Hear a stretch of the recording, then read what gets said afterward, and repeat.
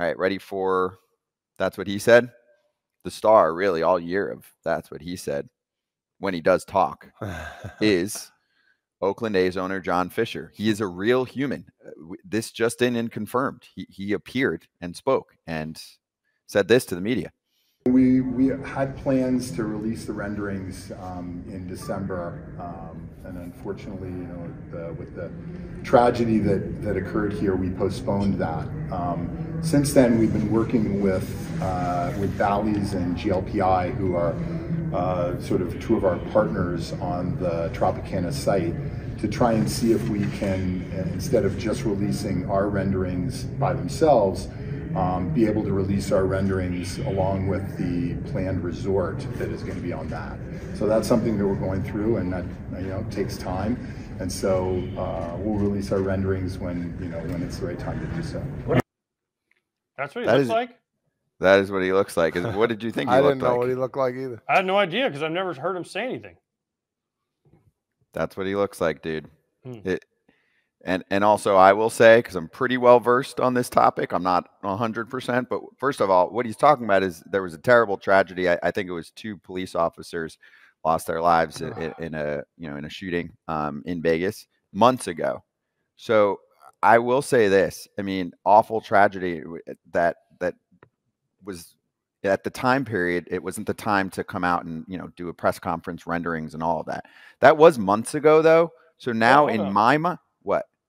Well, no, because where they're putting the stadium is, remember the horrific thing that happened from the shooting guy? Yes. That's literally almost on the same plot of land. So that's what I was like, is he talking about that? No, he's talking about that's why it's been delayed. He's saying because of that tragedy, it wasn't the right time at that week to bring that out. Oh. I agree. I totally Because where they're putting the stadium is literally almost on top of the awful shooting that happened a couple years ago. But it's not about that. He's just saying the timing of the renderings was not okay that week because of a tragedy, right? They wanted to, obviously mourn and focus on what had happened. But that was months ago. So the fact that he's now still bringing that up as not appropriate timing is strange, right? To be like, oh, well, the tragedy that occurred, like that, it's been months. It's weird to harp on that and use that as an excuse, and then now say, oh, well, we want to release even more renderings, so that's why these renderings aren't out. He is just a walking load of shit. I can't take a word from this dude seriously. The fact that he's even swindling MLB too, because they set deadlines for him to do things and he hasn't done shit, is unreal to me. This guy is on another freaking planet, and he should stop talking. Well, you got to hear him talk at least, because everything he says is just take the opposite. Well, that's what you just don't know whether to believe. You don't know what the answers are. You don't know what they're doing. You could say one thing and believe another. So I think that's the biggest problem.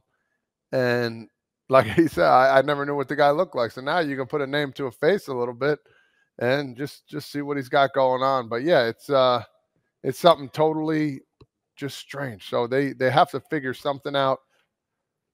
We don't know what the move is. He's going to just sit there and say what he wants because that's what he can. That's the problem. It's such a shame, because obviously it's a rich history of a franchise, and he just is tarnishing and ruining the brand and the name. Everything with the A's, you just expect to get messed up over a long period of time, and it is essentially all his fault. He's a terrible leader of a business. Scott, did you see the other part of his press conference?